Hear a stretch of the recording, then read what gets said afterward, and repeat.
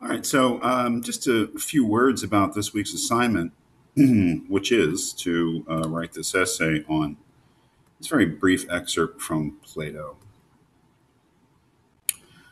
You know, it's a writing assignment, and but it's a writing assignment that starts with a reading. So one of the things you really have to do to be successful with this assignment is read this very carefully. And as I said, you simply need to get yourself clear on what is actually being said, what the argument is. Let's take a close look. I won't do this every week, but I thought maybe this week. Let's take a closer look at the reading itself. Again, it's a dialogue between Socrates and Meno. Background is that Socrates has been asking Meno to define what this thing he's calling virtue is. Virtue, which is generally speaking synonymous with moral excellence or excellence of character or being a fine person or whatever that characteristic is that makes somebody a fine, admirable person. Let's start with Meno's definition here. He says that virtue is desiring fine things and being able to acquire them. Okay.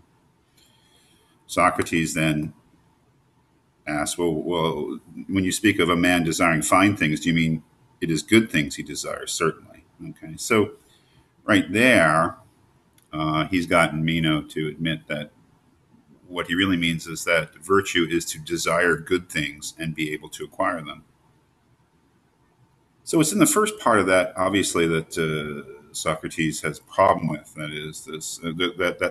That's what he's going to address is whether desiring good things makes you virtuous.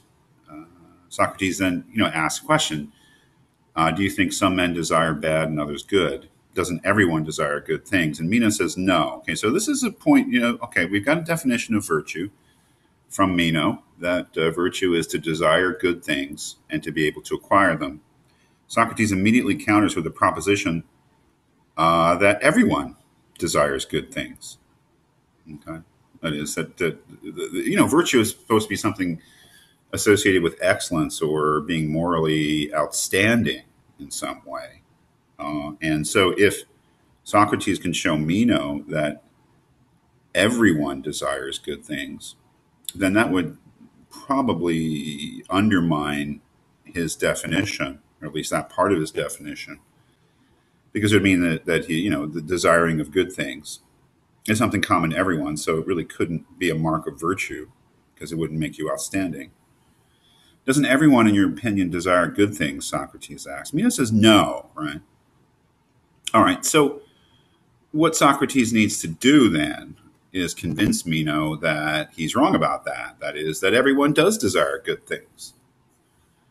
So Socrates says, would you say that others suppose that the others suppose bad things to be good, or do they still desire them, although they recognize them as bad? So the others would be those who desire bad things and not good things.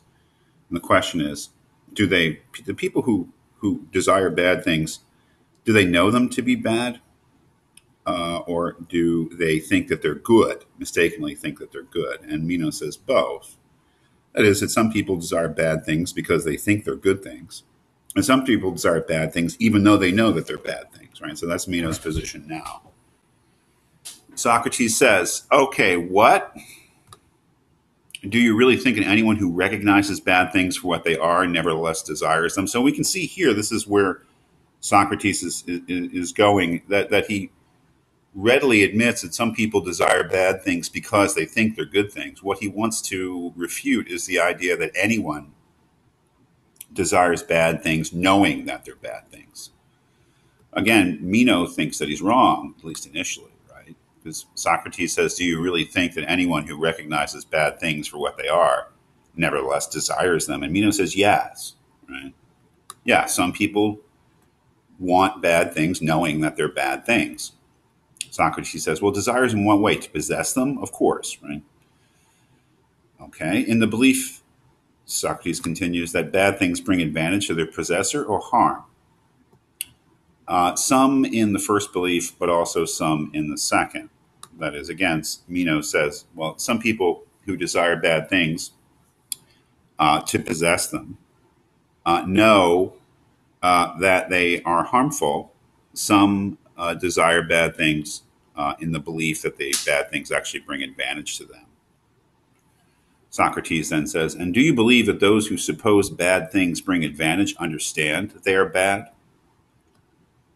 No, that I can't really believe. That is, that Socrates again seems to be saying that those who do desire bad things, uh,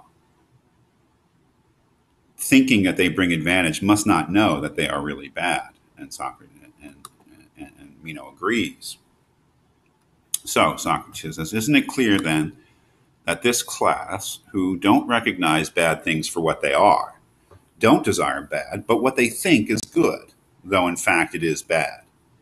Those who through ignorance mistake bad things for good obviously desire the good." This is the point that Socrates is making here, right? That is that some people do desire bad things, but in the mistaken belief that they are good when they are in fact bad. That is, we sometimes desire and pursue bad things, but only because we mistakenly believe that they are good.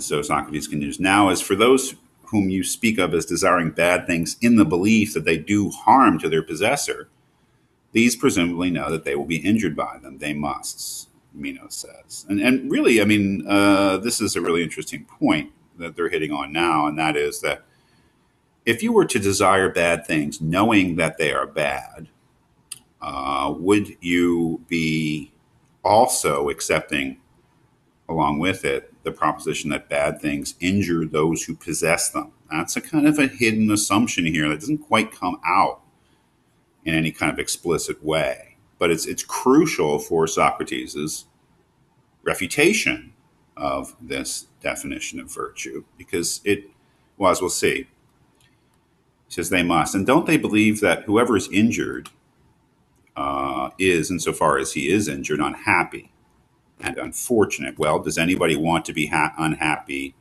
and unfortunate? And Meno says, rather sheepishly, I suppose not. Okay, so what Socrates is basically driving at is that anyone who we would imagine would want bad things, knowing that they're bad things, would also know that bad things are harmful to those who possess them. Harmful things make you unhappy. Therefore, anyone who knowingly desires bad things would have to knowingly want to be unhappy. No one knowingly wants to be unhappy. Therefore, no one actually desires bad things knowingly, because that would be irrational,